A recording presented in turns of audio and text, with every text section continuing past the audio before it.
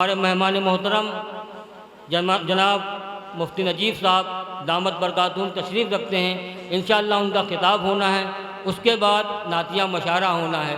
4 मिसरों से मैं उनका इस्तकबाल करता हूँ कि नबी के दीन से जिसका ताल्लुक़ टूट जाएगा, नबी के दीन से जिसका ताल्लुक़ टूट जाएगा, कसम अल्लाह की उसका मुक़द्दर फूट जाएगा, कसम अल्लाह की उसका मुक़द्दर फूट जाएगा। और बड़ी रुसवाइयाँ होंगी कि दुनिया हो कि महशर हो, बड़ी रुसवाइयाँ होंगी कि दुनिया हो कि महशर हो, अगर हाथों से दामाने रिसालत छूट जाएगा, अगर हाथों से दामाने रिसालत छूट जाएगा। मैं आवाज़ दे रहा हूँ जनाब मौलाना मुफ्ती नजीब साहब कासमी से कि वो आएँ और अपने मवाइज़ हसना से हम सबको मुस्तफ़ीज़ फरमाएँ। जनाब मुफ्ती नजीब साहब कासमी। अल्हम्दुलिल्लाह नहमदुहु व नस्तईनुहु व नस्तगफिरुहु व नु'मिनु बिही व नतवक्कलु अलैहि व नऊज़ु बिल्लाहि मिन शुरूरि अनफुसिना व मिन सय्यिआति अअमालिना मन यहदिहिल्लाहु फला हादिय लहु व मन युज़लिलहु फला हादिय लहु व नशहदु अन ला इलाहा इल्लल्लाहु वहदहु ला शरीका लहु वला नज़ीर लहु वला वज़ीर लहु वला मुशीर लहु वला मुईन लहु वसल्लि अला ख़ातिमिल अंबिया। फ़अऊज़ु बिल्लाहि मिनश शैतानिर रजीम। बिस्मिल्लाहिर रहमानिर रहीम। वमा अर्सलनाका इल्ला रहमतल लिल आलमीन। सदक़ल्लाहु मौलानल अज़ीम व सदक़ रसूलुहुन नबियुल करीम व नहनु अला ज़ालिका लमिनश शाहिदीन वश्शाकिरीन वल्हम्दुलिल्लाहि रब्बिल आलमीन।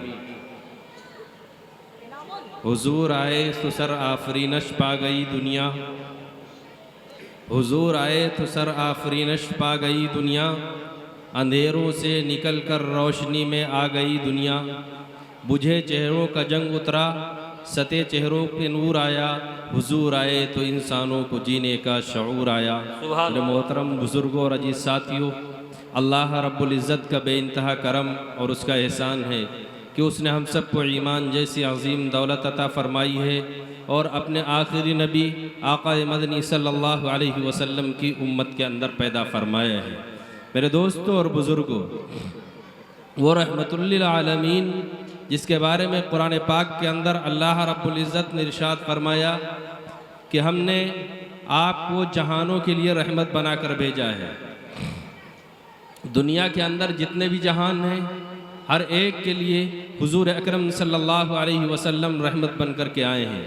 कुरान पाक का ये कहना वमा अरसलनाका इल्ला रहमतल लिल आलमीन, कि पैगम्बर हमने तुमको जहानों के लिए रहमत बनाकर भेजा है।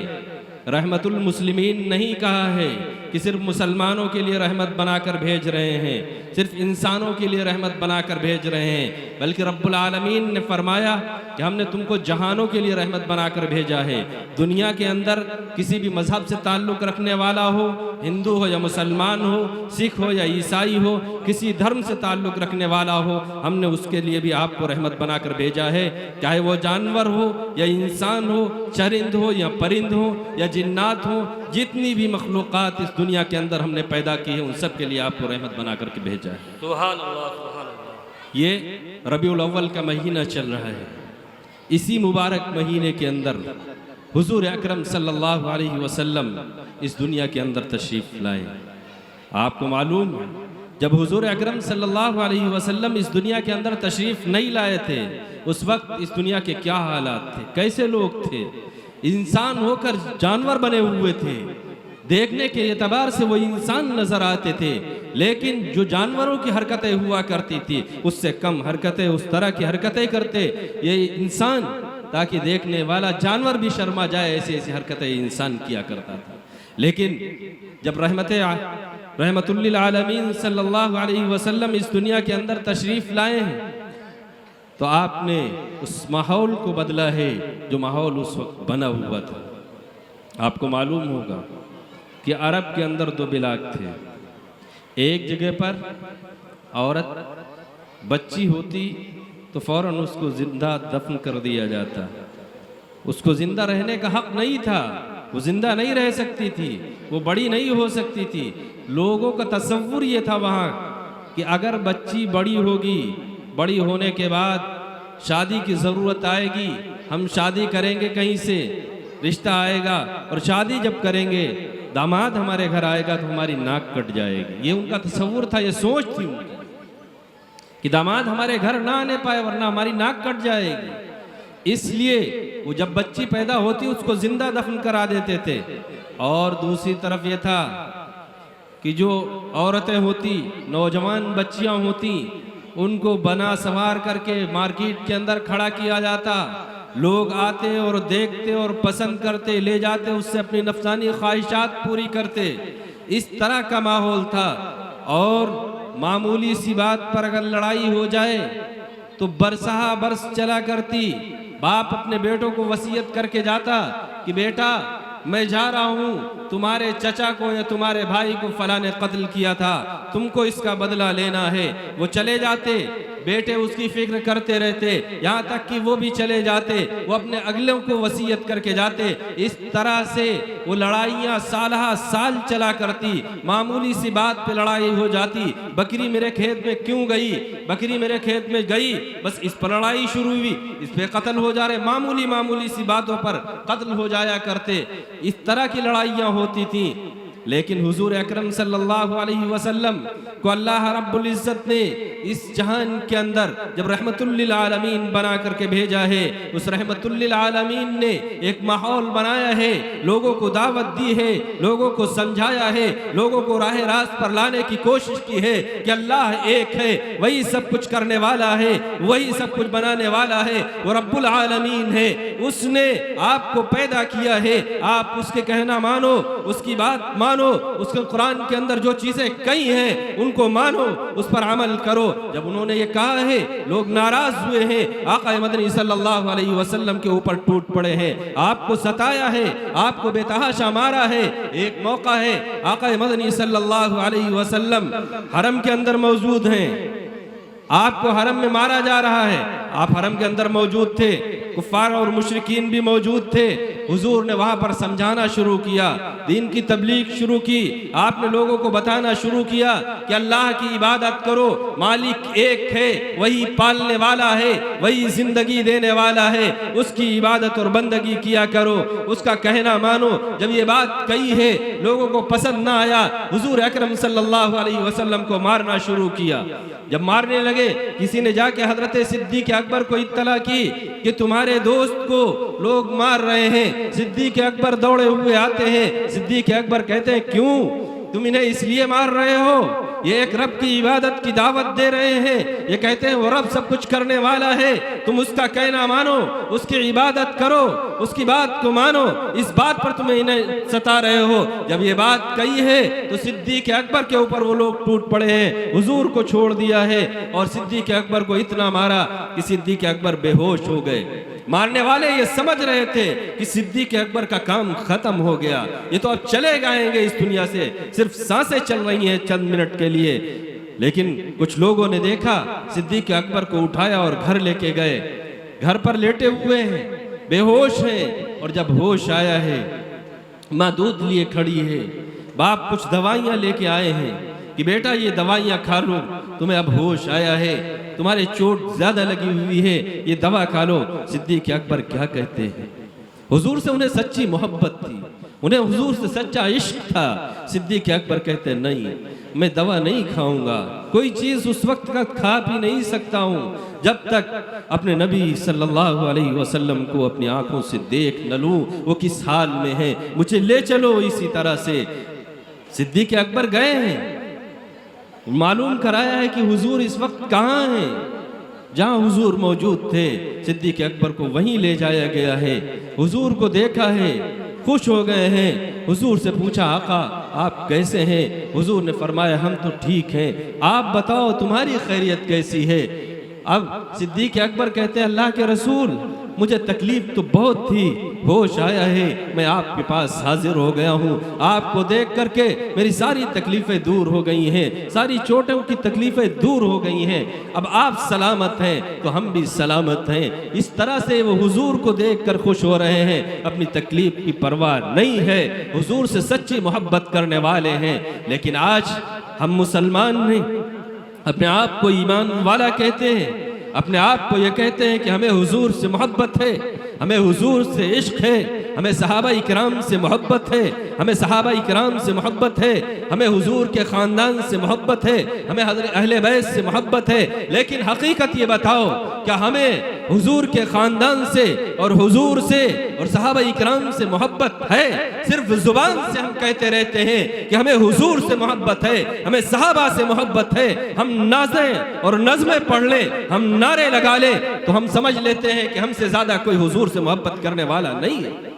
हकीकत ये है, ये जुबान से जो अल्फाज हमारे निकल रहे हैं, ये हमारे दिल से निकल रहे होते। हमारे दिल के अंदर हुजूर की मोहब्बत होती तो हमें पता चलता इन नारों की कद्र, इन नज़मों की कद्र तब पता चलती जब हमारे दिल के अंदर हुजूर की सच्ची मोहब्बत हो। हम जुबान से कहते रहे कि हुजूर से मोहब्बत है, और हुजूर अकरम सल्लल्लाहु अलैहि वसल्लम जिन चीज़ों से रोके वो चीज़ें हम करें, और उसके बाद कहें हमें हुजूर से मोहब्बत है, नहीं हो सकता है। खुदाए पाक की कसम, हम हुजूर से मोहब्बत करने वाले नहीं हो सकते हैं उस वक्त तक जब तक हम हुजूर के बताए हुए तरीके पर अमल करने वाले न बन जाएं। हुजूर ने जिन चीज़ों से मना फरमाया है, हम उनसे रुकने वाले बन जाएं, तब तो हम उनसे मोहब्बत करने वाले हैं। वरना हम हुजूर को तकलीफ पहुंचाने वाले होंगे कि हुजूर ने इन चीज़ों को मना किया और वही चीज़ें हम करें और हम कहें कि हुजूर से हमें मोहब्बत है। हम मुसलमान हूँ और हमें ये कहना पड़े कि हम हुजूर से मोहब्बत करने वाले हैं। मुसलमान को ये कहना पड़े कि हम हुजूर से मोहब्बत करने वाले हैं, बल्कि मुसलमान को तो चाहिए कि हुजूर की सीरत पर सहाबा इकराम की जिंदगियों को अपनाए, और जब सहाबा इकराम की जिंदगियों को अपनाएगा, हुजूर की सीरत पर अमल करेगा, तो दुनिया के अंदर ये देखने वाले लोग समझ जाएंगे ये हुजूर से मोहब्बत करने वाला है। इसका चलने का अंदाज वही है जो हुजूर का था।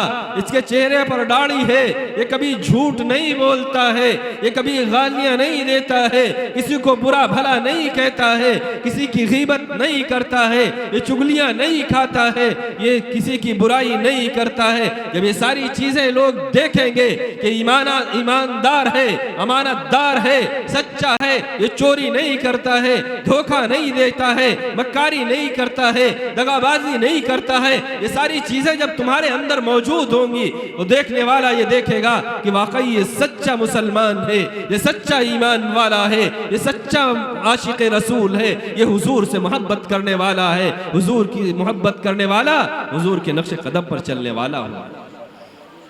आपने नहीं देखा आज के नौजवान जिन्होंने प्रोग्राम किया है, मैं उनसे भी कहना चाहूंगा कि देखो सहाबा इकराम की जिंदगी को, कि उन्होंने किस तरह से हुजूर की सीरत पर अमल किया है। हुजूर की इशारा नहीं बल्कि हुजूर की मंशा को सहाबा इकराम भांप जाते थे। एक साहबी आते हैं अल्लाह के रसूल सल्लल्लाहु अलैहि वसल्लम के पास, सलाम करते हैं, हुजूर जवाब नहीं देते हैं, अपने चेहरे को फेर लेते हैं, फिर सलाम करते हैं, हुजूर दूसरी तरफ चेहरे को फेर लेते हैं। वो समझ जाते हैं कि अल्लाह के रसूल किस वजह से नाराज है। किसी सहाबी ने कहा कि आपने सोने की अंगूठी पहन रखी है, अल्लाह के रसूल ने इससे मना फरमाया है। वो साहबी फौरन जाते हैं, उस अंगूठी को उतारते हैं और फेंक देते हैं बाहर।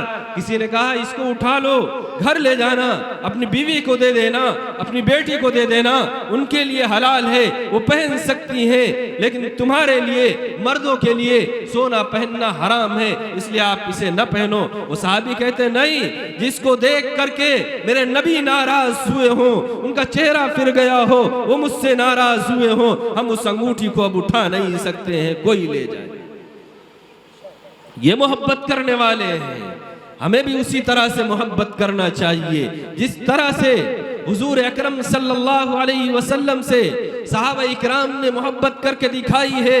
एक नन्हे से सहाबी है अबू महजूरा, वो मस्जिद नबवी के पास मक्कतुल मुकर्रमा में हरम के पास मक्कतुल मुकर्रमा में खेल रहे हैं, खेल खेल में अजान दे रहे हैं, अपनी तुतलाती हुई जुबान में वो अजान दे रहे हैं, हजरत बिलाल की नकल कर रहे हैं। हुजूर निकल पड़े हैं। हुजूर ने पूछा, ये अभी अजान कौन बच्चा दे रहा था? तुम में से कौन बच्चा अजान दे रहा था? किसी ने बताया कि ये बच्चा है।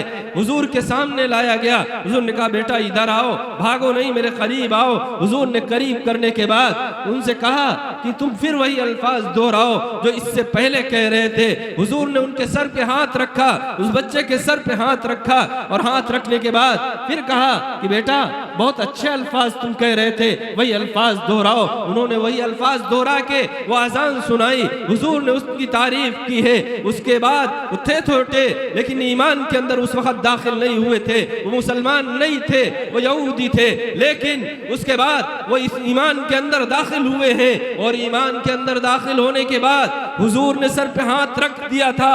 वो दिन था जब तक उनकी वफात नहीं हुई है तब तक अपने बालों को कटवाया नहीं है। क्यों? मेरे इन बालों के ऊपर हुजूर का हाथ पड़ा हुआ है, हुजूर ने हाथ रखा था, इसलिए इन बालों को हम कटाएंगे नहीं। वो मुबारक हाथ मेरे सर के ऊपर आया था। मेरे दोस्तों और बुजुर्गों, इस तरह के भी मोहब्बत करने वाले आपको मिल जाएंगे। एक सहाबी हैं, वो आते हैं, अल्लाह के रसूल सल्लल्लाहु अलैहि वसल्लम को देखते हैं कि हुजूर के सर में बीच से मांग निकली हुई थी। आपके सर में बीच की मांग हुआ करती थी हुजूर के। वो सहाबी चाहते हैं कि मेरे भी सर में मांग निकल आए, जिस तरह हुजूर का सर है उसी तरह मेरा सर भी हो जाए। लेकिन उनके घुंघराले बाल थे, छोटे बाल थे, वो बढ़ने वाले बाल नहीं थे, उसमें मांग नहीं निकल सकती थी। लाख कोशिशें करते रहे लेकिन मांग न निकली। एक दिन उन्होंने एक लोहे की सरिया ली और उसको आग में गर्म किया, और जब गर्म किया इतनी गर्म हुई, जब लाल हो गई उसको उठाया और अपने सर पे बीच में रखा। कहना तो बड़ा आसान है कि लोहे की एक सरिया को गर्म किया और अपने सर पे रख लिया। क्या बीत रही होगी उनके ऊपर जब उस सरिया को, अपने गरम गरम सरिया को अपने सर पे रखा। क्यों रखा?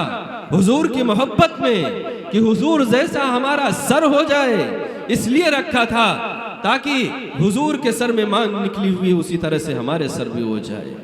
आज हम भी हैं मुसलमान, आज हमें आज़ादी, हम दाढ़ी रख सकते हैं, कोई रोकने वाला नहीं है। हुजूर की सुन्नत पर अमल कर सकते हैं, कोई मना करने वाला नहीं है। उसके बावजूद हम हुजूर की सुन्नत पर अमल न करें, हुजूर जैसा अपना चेहरा न बनाए, हुजूर जैसा अपना लिबास न बनाए। हमें कोई नहीं रोकता है कि हुजूर जैसा लिबास आप न पहनो, हुजूर जैसे कमीज पहनते थे उस तरह की कमीज आप न पहनो, हुजूर जैसा आप अंदाज न अपनाओ, हुजूर जैसा मिजाज न अपनाओ, हुजूर जैसा अखलाक आपके न हो। कोई रोकने वाला नहीं है, बल्कि उन अखलाकों को अपनाओ, उन मिजाजों को अपनाओगे तो दुनिया आपके कदमों में आएगी। लोग मुसलमान होना चाहते हैं, इस्लाम में दाखिल होना चाहते हैं, लेकिन पहले वो आपको देखते हैं, आपको देख करके ये समझते हैं कि शायद इस्लाम इसी का नाम है। मुसलमान जिस पर अमल कर रहे हैं यही इस्लाम है। अगर तुम नमाजी हो जाओ, तुम झूठ बोलने वाले न हो, तुम शराबी न हो, तुम इस तरह उल्टी सीधी हरकतें करने वाले ना हो, तो वो जो तुमको देख रहा है और इस्लाम को समझना चाह रहा है वो समझेगा वाकई इस्लाम सच्चा दीन है, वो तुम्हारे करीब आएगा और इस्लाम के अंदर दाखिल हो जाएगा। आज हमारा किरदार इस अंदाज का हो चुका है कि एक ईमान वाला भाई भी हमसे मुतमईन नहीं है।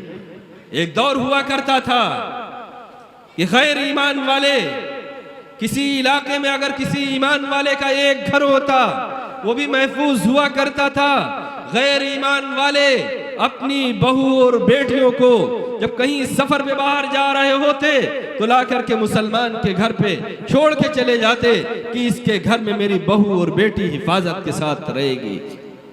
कोई अमानत होती उसको ला के रख जाते, ये सोना है इतना, ये पैसे हैं, ये आप रखो, मैं सफर पे जा रहा हूँ, मेरे घर में चोरी हो सकती है, जब वापस आएंगे तो लौटा देना। उनको इतना इत्मीनान हुआ करता था कि ईमान वाले इस तरह के हैं, ये हमारे साथ धोखा नहीं कर सकते, दगा नहीं कर सकते, जितना माल दे करके जाएंगे वही वापस करेंगे, जिस तरह से बहू और बेटी इनके हवाले करके जाएंगे ये उसकी हिफाजत करेंगे और उसी तरह हमें वापस मिलेंगी। इतना मुतमईन रहा करते थे। लेकिन जरा दिल पे हाथ रख के सोचो कि आज तुमसे तुम्हारा भाई ईमान वाला भी मुतमईन है, वो भी मुतमईन नहीं। क्यों? आज हम अखबारात में पढ़ते हैं, सोशल मीडिया के ऊपर देखते हैं कि यूरोप के अंदर, अमेरिका के अंदर वहाँ का बड़ा पादरी ईमान के अंदर दाखिल हो रहा है, इंग्लैंड का एक बड़ा खिलाड़ी वो भी ईमान के अंदर दाखिल हो रहा है। दुनिया के बहुत सारे ऐसे ममालिक हैं जो मशहूर हैं इस्लाम दुश्मनी में। वहाँ के बड़े बड़े मशहूर लोग जिनकी किताबें लिखी हुई, ऐसे ऐसे पादरी जिनकी लिखी हुई किताबें उनके मजहब के अंदर बड़ी अहमियत रखती हैं, पढ़ाई और लिखाई जा रही हैं, समझाई जा रही हैं उनकी किताबें, वो लोग ईमान के अंदर दाखिल हो रहे हैं, वो लोग मुसलमान हो रहे हैं। क्यों? उन्होंने इस्लाम की हक्कानियत को पहचाना है, फिर वो इस्लाम के अंदर दाखिल हो रहे हैं। उनके साथ बहुत सारे मसाइब आते हैं, वो अपने घर को छोड़ते हैं, अपनी औलादों को छोड़ते हैं, अपने रिश्तेदारों को छोड़ते हैं, मशक्क़तें बर्दाश्त करते हैं इस दीन के लिए। और सहाबा-ए किराम ने किस तरह से मशक्क़तें और मुसीबतें उठाई थी इस दीन के लिए, इसलिए उनको कद्र मालूम थी इस दीन की जो आक़ा मदनी सल्लल्लाहु अलैहि वसल्लम लेकर के आए थे। आज हम ईमान वाले के घर में पैदा हो गए, हमें मुसलमानों की कोई फिक्र ही नहीं है, कोई अहमियत ही मालूम नहीं है कि इस्लाम क्या होता है, मुसलमान क्या होता है, हुजूर अकरम सल्लल्लाहु अलैहि वसल्लम की तालीमात क्या हैं, हमें इसका इल्म ही नहीं है। गैर ईमान वालों को मैंने खुद देखा है, इतना ज़्यादा मुताला करते हैं दीन का और इस्लाम का, आप उतना मुताला नहीं करें। वो समझना चाहते हैं कि इस्लाम क्या है, हम सीखें और समझें। और जब देखते हैं गैर ईमान वाले कि एक मुसलमान अजान हो रही है और होटल पे बैठा हुआ बातें कर रहा है, उसके साथ अजान हो गई, नमाज पढ़ने वाले नमाज पढ़ के आ गए और वो बातें करता रहा वहाँ, तो क्या कहता है वो, जिस तरह से हम हैं उसी तरह से तो आप। एक गैर ईमान वाला शराब पिए और एक ईमान वाला जो अपने आप को कहे हमें हुजूर से मोहब्बत है, हुजूर से मोहब्बत के कसीदे पढ़े, वो भी शराब पिए।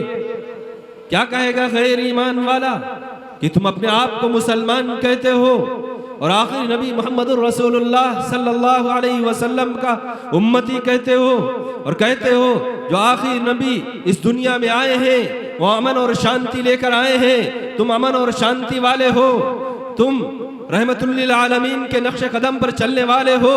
अगर तुमसे सवाल कर ले तो जवाब नहीं दे पाओगे। बेशक रहमतुल लिल आलमीन तमाम जहानों के लिए रहमत बन कर के आए हैं, लेकिन हम उस रहमतुल लिल आलमीन के उस रहमत वाले अमल को देखें जिस तरह से हुजूर दूसरों के लिए पेश आए हैं, दूसरों के साथ खड़े रहे हैं, हमें भी उसी तरह से पेश आना चाहिए। हमारे पड़ोस में रहने वाला, किसी भी मजहब से ताल्लुक रखने वाला हो, किसी भी धर्म का मानने वाला हो, तुम्हारा पड़ोसी है, उसकी जिम्मेदारी तुम्हारे ऊपर बनती है कि वो भूखा न सोने पाए, वो बीमार हो उसकी अयादत के लिए पहुंचो, उसकी खैरियत मालूम करो। तुम्हारे पड़ोस में रहने वाला कोई भी हो, कुछ घरों के बाद भी अगर हो, आप जाएं उससे खैरियत पूछें, चचा कैसे है, आपकी खैरियत है, दवा की जरूरत है, जो आपसे हो सके लाके उनके दवा का इंतजाम करो, भूखे हैं खाने का इंतजाम करो। तो वो कल आपसे हो सकता है इस्लाम मजहब के बारे में बहुत सारी चीजें पूछें, जब पूछेंगे आप बताओगे, और नहीं बताओगे तो आपके इन अखलाक और किरदार को देख करके वो समझ जाएगा कि इस्लाम वाकई सच्चा दीन है जो दूसरों का ख्याल रखना सिखाता है। इस्लाम वो मजहब है जो आप रास्ते में चलते हुए थूक देते हैं, इस्लाम ने उसको इस तरह से थूकने को भी मना फरमाया है कि आप रास्ते से जा रहे हो, ये खकार थूकी और थूक दिया, नहीं, कोई निकलने वाला निकलेगा, उसको देख करके वो गंदगी हो सकता है उसको हुक्काई आने लगे, उल्टी होने लगे, और कहीं ऐसा हो सकता है उसका पैर भी पड़ जाए और फिसल जाए। इसलिए ऐसी जगहों पर न थूका जाए, इससे भी मना किया हो। यहाँ तक कि इस्लाम ने इस चीज से भी मना फरमाया है कि अगर गैर मौसम कोई फल तुम्हारे घर में आ गए हैं तो उन फलों के छिलकों को घर के बाहर न डालो। क्यों? आपने उन छिलकों को बाहर डाल दिया, पड़ोस में रहने वाला हो सकता है गरीब हो, उसके पास इतने पैसे ना हो कि गैर मौसम कोई फल ऐसे खरीद के लाए महंगे, उसके बच्चे जब देखेंगे जा करके अपने बाप से कहेंगे कि हमें भी वो फल चाहिए, तो उसके बाप पर क्या गुजरेगी, वो बाप कितना रंजीदा होगा। हुजूर ने इनसे भी मना फरमाया। एक मौका है, एक साहबी है, उनका लड़का गायब हो गया था, मिल नहीं रहा था, वो काफी तलाश कर रहे थे। काफी तलाश करने के बाद किसी ने आके उनसे बताया कि किस तरह के कपड़े पहने हुए हैं। उन्होंने बताया इस तरह का लिबास उसका है, इस तरह का पैजामा है, इस तरह का कुर्ता है। तो उन्होंने कहा हाँ, इस तरह का बच्चा मैंने फला बाग के अंदर, वहां कुछ बच्चे खेल रहे हैं, उनके साथ खेलते हुए देखा है। वो दौड़े कि जाके हम देखें अपने बच्चे को। हुजूर ने आवाज दी इधर आओ। जब करीब पहुंचे तो हुजूर ने कहा देखो, वहां जाकर के अपने बच्चे को सबके सामने अगर देखना तुम्हारा बच्चा है तो चुपके से उसको अलग बुला लाना, अलग बुला के प्यार कर लेना। लेकिन जब वहां पर सारे बच्चे मौजूद होंगे, उन बच्चों के सामने अपने बेटे को प्यार न करना, अपने बच्चे को सीने से न लगा लेना, वरना अपने बच्चे को तुम प्यार करोगे और अपने बच्चे को सीने से लगाओगे। हो सकता है वो खेलने वाले बच्चों में कोई यतीम बच्चा भी हो, उसके बाप न हो, उसके दिल पे क्या तकलीफ होगी, क्या बीतेगी। हुजूर ने तो इस चीज का भी ख्याल रखा है कि इतनी भी तकलीफ न पहुंचने पाए। आज हम ईमान वाले हैं, हमारे अमाल से, हमारे किरदार से, हमारी जबान से, हमारे हाथों से कितने ऐसे लोग हैं हमारे पड़ोस में रहने वाले हैं, ईमान वाले हैं, हमने उनको तकलीफें पहुंचाई है। जरा गौर करो, जरा सोचो, अपने दिल पे हाथ रख करके हम अपने आप को हुजूर से मोहब्बत करने वाला कहते हैं, क्या वाकई हम हुजूर से मोहब्बत करने वाले हैं? हुजूर अकरम सल्लल्लाहु अलैहि वसल्लम इस माह मुबारक में इस दुनिया के अंदर तशरीफ लाए। आपको मालूम है हुजूर जब इस दुनिया में तशरीफ नहीं लाए थे तो एक इंसान मजदूर हुआ करता था। किसी मालदार के यहाँ अगर मजदूरी करने के लिए गया, मजदूरी करता, एक दिन होते, 2 दिन होते, महीने गुजर जाते, साल गुजर जाते, उसको कोई मजदूरी नहीं देता था। वो इंसान होकर के हैवान की जिंदगी गुजारता था। देखने में वो इंसान है, उसके भी खाने और पीने की जरूरत है, लेकिन उसको मालदार आदमी है, अगर वो कहता है तो उसको डांट लेता है, मजदूरी नहीं दे रहा है, सालों गुजर जा रहे हैं, उसके घर में भूखमरी है, भूखों परेशान है, लेकिन दूसरे के यहाँ काम कर रहा है।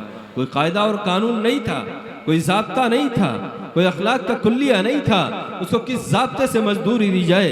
लेकिन कुर्बान जाइए आखिरी नबी आका मदनी सल्लल्लाहु अलैहि वसल्लम के ऊपर कि आपने आते ही फरमाया उतुल अजीर अजरहू क़ब्ल अन यजुफ़्फ़ अर्क़हू, कि मजदूर का पसीना सूखने से पहले पहले उसकी मजदूरी अदा कर दी जाए। इसी को तो कुरान ने फरमाया है वमा अरसलनाका इल्ला रहमतन लिल आलमीन, कि मजदूर का पसीना सूखने न पाए उससे पहले उसकी मजदूरी अदा कर दी जाए। हुजूर ने फरमाया है अब हमारी जिम्मेदारी बनती है, हमारे घर पे अगर मजदूर लगे, किसी काम में मजदूर लगे, हमारे खेत में मजदूर लगे, शाम को वो जब जाने लगे, हमें चाहिए तो ये कि जाते हुए उसको हम मजदूरी दे दें। ये बात अलग है कि वो मजदूर कहे कि आज हमें नहीं ले जाना है, 2 दिन बाद हम ले लेंगे, लेकिन हमारी जिम्मेदारी ये बनती है कि हुजूर ने हमें सिखाया है कि मजदूर का पसीना सूखने न पाए उससे पहले उसकी मजदूरी अदा कर दो। हमें करना चाहिए। और सिर्फ यही नहीं, औरतों के जब मखसूस अय्याम आते तो लोग जंगलों में बांध आते थे उनको, उनकी कोई कदर नहीं होती थी। बहू और बेटी होती कोई कदर नहीं थी, माँ होती कोई कदर नहीं थी, लोग इतना गिरा हुआ उनको समझते थे। लेकिन हुजूर ने इस दुनिया में आने के बाद हुजूर ने फरमाया 4 हैसियतें औरतों को दे दी। फरमाया कि औरत अगर माँ है तो उसके कदमों के नीचे जन्नत है, औरत अगर बेटी है तो तेरी इज्जत है, बहन है तेरी आबरू है, और अगर बीवी है तो उसका खर्चा तेरे जिम्मे वाजिब है। मेरे दोस्तों और बुजुर्गों, हुजूर ने माँ के कदमों के लिए नीचे जन्नत रखी है। आपको मालूम है ये वही माँ है, वही औरत है जो आज किसी की बेटी है, किसी की माँ बनेगी, उसके पाँव के नीचे जन्नत होगी। किसी की बहू है, उसके कदमों के नीचे जन्नत होगी। उसके बच्चे होंगे, उनके लिए उसकी माँ के कदमों के नीचे जन्नत होगी। और बाप को फरमाया कि बाप जन्नत का दरवाज़ा है, हमें हर हाल में माँ बाप को राजी रखना है, जन्नत जाना है। तो माँ बाप को खुश करना है। हम नमाज पढ़ते रहें, रोजे रखते रहें, हज और ज़कात सब कुछ करते रहें, लेकिन अगर वालिदैन नाराज हैं तो हम जन्नत नहीं जा सकते हैं। क्यों? बाप के जन्नत का दरवाजा है, अगर हमने माँ को खुश कर लिया तो जन्नत का दरवाजा खुलने वाला नहीं है। हमने बाप को भी अगर राजी कर लिया, माँ को नाराज किया, तो हमें जन्नत मिलने वाली नहीं है। हमें चाहिए कि माँ बाप को खुश करें, माँ बाप को राजी करें और उसके बाद जन्नत को हासिल करें। हुजूर ने जिस तरह से फरमाया है उसी तरह से हम करने वाले बन जाएं, तब अल्लाह रब्बुल इज्जत हमसे राजी हो जाएंगे और खुश हो जाएंगे। मेरे दोस्तों और बुजुर्गों, आपको मालूम है जब अरब के अंदर बच्चों को दरगोर किया जा रहा था, एक शख्स आता है आका मदनी सल्लल्लाहु अलैहि वसल्लम के पास और आकर के कहता है, अल्लाह के रसूल सल्लल्लाहु अलैहि वसल्लम, मेरे बहुत बड़े गुनाह हैं, क्या उनकी भी माफी हो सकती है? हुजूर ने पूछा, कितने बड़े तेरे गुनाह हैं? तूने चोरी की है? उसने कहा, मैं इससे भी बड़ा गुनाह समझता हूँ। हुजूर ने फरमाया, क्या तूने जिना किया है? उसने कहा, हम इससे भी बड़ा गुनाह समझते हैं। हुजूर ने फरमाया, अरे बता तो सही, आखिर तू बताना क्या चाहता है? कितने बड़े तेरे गुनाह हैं? तूने शिर्क किया है? वो कहता है, मैं इससे भी बड़ा गुनाह समझता हूँ। हुजूर ने जब फरमाया कि अरे बता तो आखिर तूने क्या किया है, क्या कहना चाहता है? तो कहता है, अल्लाह के रसूल सल्लल्लाहु अलैहि वसल्लम, मेरे इलाके में, मेरे गांव में रिवाज ये था कि जो भी बच्ची पैदा होती थी उसको जिंदा दफन कर दिया जाता था। कोई बच्ची बचती नहीं थी, लेकिन मेरी शादी के 15 साल हो रहे थे, कोई औलाद नहीं थी। मेरे घर में एक बच्ची पैदा हुई। मेरी बीवी ने कहा कि देखो, इतने सालों के बाद ये बेटी पैदा हुई है, हम इसको जिंदा दफन नहीं होने देंगे, हम इसको छिपा करके रखते हैं। चुनांचे उसने छिपा के रखा। कई साल गुजर गए, किसी को पता न चला।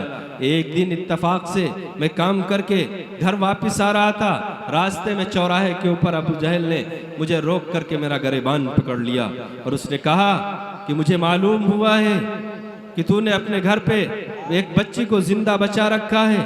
मेरी रियाया में रहते हुए और बच्ची को जिंदा दफन होने से अगर बचाना चाहोगे, ये हम हरगिज नहीं होने देंगे। अगर तूने बच्ची को आज ही जाकर जिंदा दफन न किया तो कल को आकर के हम तुम्हारे सारे घर को आग लगा देंगे। वो कहता, अल्लाह के रसूल, अबू जहल की इस धमकी से मैं घबरा गया। मैं घर आया और जब घर आया तो बच्ची दौड़ी, मेरे पैरों से लिपट गई। मैंने बच्ची को धक्का दे दिया। तो कहता, अल्लाह के रसूल, जब मैं दिन भर के काम के बाद घर आता था, वो बच्ची दौड़ कर आती, मेरे पैरों से चिपट जाती, मैं उसे गोद उठा लेता, मेरी गर्दन से लिपट जाती, सारे दिन की थकावट मेरी दूर हो जाती थी। आज वो बच्ची जब दौड़ी, मेरे कदमों से लिपटी, मैंने बच्ची को धक्का दे दिया कि हटो, चलो तुमको तुम्हारे मामू के घर छोड़ आते हैं। मैं अंदर गया, मैंने एक फावड़ा तलाश किया, बच्ची को कंधे पे बिठाया, फावड़ा साथ लिया, लेके जब पहाड़ी की तरफ, कब्रिस्तान की तरफ जाने लगा तो बच्ची कहती है, अब्बू जान, इस तरफ तो मेरे मामू का घर नहीं है। तो कहता है, मैंने बच्ची को समझाया, नहीं, इस पहाड़ी से निकलेंगे, आगे इसी रास्ते से आपके मामू का घर है। उस पहाड़ी के पीछे जो कब्रिस्तान था, उस कब्रिस्तान में पहुंच करके मैंने बच्ची को खड़ा कर दिया। मैंने बच्ची को दफन करने के लिए एक गड्ढा खोदना शुरू कर दिया। जब मैं गड्ढा खोद रहा था, अल्लाह के रसूल, वो बच्ची मेरा हाथ बटा रही थी। जब मैं मिट्टी खोद रहा था, मेरे चेहरे पर मिट्टी लग जाती तो बच्ची उस मिट्टी को झाड़ती थी और उस गड्ढे से मिट्टी निकालती थी हाथों से, मेरा हाथ बटा रही थी। वो कहता, अल्लाह के रसूल, जब गड्ढा खुद करके तैयार हो गया, मैंने उस बच्ची को उठा करके उस गड्ढे में डालना चाहा तो वो बच्ची रोकर कहती है कि अब्बा जान, मेरा जुर्म तो बताओ, मेरा कसूर को बताओ, मुझे किस जुर्म में जिंदा दफन कर रहे हो? अल्लाह के रसूल सल्लल्लाहु अलैहि वसल्लम के सामने जब उसने इस तरह से बताया है, अल्लाह के रसूल सल्लल्लाहु अलैहि वसल्लम रो पड़े हैं, तमाम सहाबा रो पड़े हैं। वो कहता है, अल्लाह के रसूल, मुझे रहम ना आया।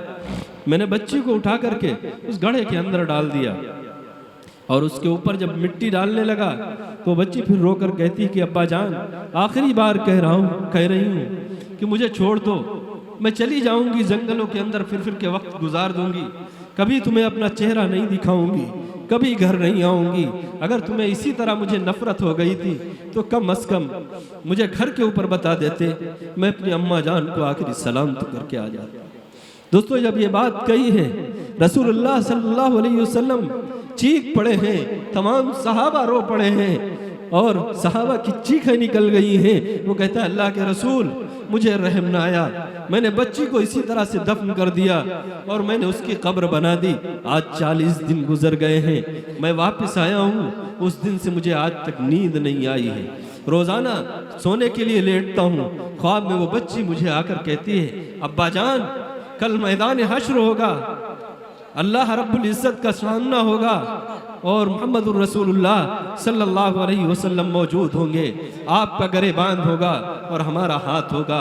वो कहता है, अल्लाह के रसूल मुझे उस दिन से नींद नहीं आई है, रोज़ाना सोने की कोशिश करता हूँ, लेटता हूँ, फ़ौरन वो बच्ची ख्वाब में आती है कि अब्बा जान कल तुम्हारा गरेबान होगा, मैदान हश्र होगा, रसूलुल्लाह की महफिल होगी। अल्लाह के रसूल मैंने इतना बड़ा जुर्म किया है, क्या इसकी भी माफ़ी हो सकती है? हुजूर ने फरमाया, तूने गुनाह तो बहुत बड़ा किया है, लेकिन जब तू आया है सच्चे दिल से तौबा करके इस्लाम के अंदर दाखिल होगा तो अल्लाह रब्बुल इज़्ज़त आपके इस आसमानों से बड़े गुनाहों को भी माफ़ फरमा देंगे। इसीलिए तो कुरान ने फरमाया है, वमा अरसलनाका इल्ला रहमतल लिल आलमीन, वो रहमतुल लिल आलमीन है कि जिनके घर के अंदर फाके हों, खुद भूखे रहें लेकिन दूसरों को खाना खिलाने के लिए आगे रहें। आपको मालूम है, एक तो नहीं बहुत सारे ऐसे वाक़यात हैं। एक मौका है कि हुजूर के घर में खाने के लिए कुछ नहीं है, एक औरत आती है, एक बच्चे को गोद में लिए है, एक बच्ची पैदल उंगली पकड़ करके साथ में लाई है और आकर के कहती है अम्मा जान से, घर में अम्मा जान हज़रत आयशा सिद्दीक़ा मौजूद हैं, वो कहती है कि हम भूखे हैं, हमारे घर में कोई कमाने वाला नहीं है, ये बच्चियाँ भूखी हैं, आज कई दिन हो गए हैं, मेरे घर में कोई लाने वाला नहीं है, मेरा शौहर मैदान जंग में शहीद हो चुका है। उम्मुल मोमिनीन उठती हैं, अंदर जाती हैं, घर में तलाश करती हैं, जिसमें खजूरें रखी जाया करती थीं, उसमें देखा बोरी में एक खजूर, 2 खजूरें मिली हैं। हम अम्मा जान वो 2 खजूरें लेकर के आई हैं और दोनों बेटियों को एक एक खजूर दे दी और दोनों बेटियों ने एक एक खजूर खाई और देखा अम्मा जान ने कि उस औरत ने अभी कुछ नहीं खाया। फिर गई हैं, फिर तलाश किया है कि कुछ मिल जाए, एक खजूर मिली है, वो लेके आई हैं। आपने उस औरत को दिया है कि बहन अब ये एक खजूर तुम खा लो, तुम भी खा के पानी पी लो, मेरे घर में और कुछ नहीं है। तलाश किया है, मैंने सिर्फ 3 खजूरें निकली हैं, तीनों खजूरें मैंने आपके सामने पेश कर दी हैं। ये हैं खुद रहें फाकों से और दूसरों को खिलाने वाले, अल्लाह अल्लाह ये मोहम्मद के घर आने वाले, ये कैसे लोग हैं? खुद तो भूखे रहें, घर में खाने के लिए कुछ नहीं है, 3 खजूरें मिली हैं, वो भी तलाश करके ला के पेश कर दिया है। उस औरत ने उस एक खजूर के फिर 2 टुकड़े किए हैं, दोनों बच्चियों को दे दिया कि मेरी बच्चियां भी भूखी हैं। उन बच्चियों को खिलाया है, फिर पानी पिलाया है, उठ करके चली गई है। थोड़ी देर गुजरी है, आका मदनी सल्लल्लाहु अलैहि वसल्लम घर पर तशरीफ लाते हैं। उम्मुल मोमिनीन ये वाक़या उनके सामने बयान करती हैं। हुजूर फरमाते हैं कि उस औरत को तलाश करो, जहां भी मिले उसे जन्नत की खुशखबरी सुना दो। मेरे दोस्तों और बुजुर्गों, आज हमारे पास सब कुछ मौजूद रहे, हमारी जेब में भी रकम हो, अगर किसी मदरसे वाला कोई आ जाए, कोई ज़रूरतमंद हो, किसी को दवा की ज़रूरत हो, कोई पड़ा हुआ तड़प रहा हो, कोई बीमार हो, हमें ये तौफीक नहीं होती है कि चंद रुपए दे करके उसका इलाज करा दें, उसके लिए कुछ इंतज़ाम कर दें। अगर हम इंतज़ाम करेंगे, रब्बुल आलमीन हमारे लिए इंतज़ाम फरमाएंगे। आपने नहीं देखा सहाबा इकराम ने किस तरह से करके दिखाया है, हुजूर के घर वालों ने किस अंदाज से करके दिखाया है। हजरत फातिमा कई दिन की भूखी हो रही हैं, हजरत अली भूखे हैं कई दिन के, और सवाल आ जा रहे हैं, सवाल करने वाले आ जा रहे हैं, मांगने वाले आ जा रहे हैं। आप उठा करके पूरा खाना जब कई दिनों के बाद इंतजाम हो रहा है चंद रोटियों का, वो भी दे रहे हैं और खुद भूखे सो जा रहे हैं। यहाँ तक कि हजरत फातिमा नमाज के लिए खड़ी हो रही हैं, खड़ा नहीं हुआ जा रहा है, गिर जा रही है, इस हालत में है, फिर भी इंतजाम होता है रोटियों का। और जब इंतजाम होता है, साइल आता है, कैदी आ जाता है, इस तरह से साइल आ रहे हैं, आपने कुछ न खाया और उस साइल को दे दिया कि शायद मुझसे ज्यादा जरूरतमंद ये है। आप तालीम हासिल करो और देखो नबी सल्लल्लाहु अलैहि वसल्लम के खानदान वालों ने, नबी सल्लल्लाहु अलैहि वसल्लम ने किस तरह से किया है। हम सहाबा इकराम से मोहब्बत करने वाले हैं, हम हुजूर से मोहब्बत करने वाले हैं, हमको भी उनके नक्शे कदम पर चलना चाहिए ताकि दुनिया वाले देखकर से हमसे मोहब्बत करने लगे, हमारे करीब आए और इस्लाम को समझें और इस्लाम के अंदर दाखिल हो। हमसे नफरत करने वाले न बने, हमसे मोहब्बत करने वाले बने। दुआ कीजिए अल्लाह रब्बुल इज्जत से कि अल्लाह ताला हम सबको कहने और सुनने से ज्यादा अमल करने की तौफीक अता फरमाए। व आखिरु दावाना अल्हम्दुलिल्लाहि रब्बिल आलमीन।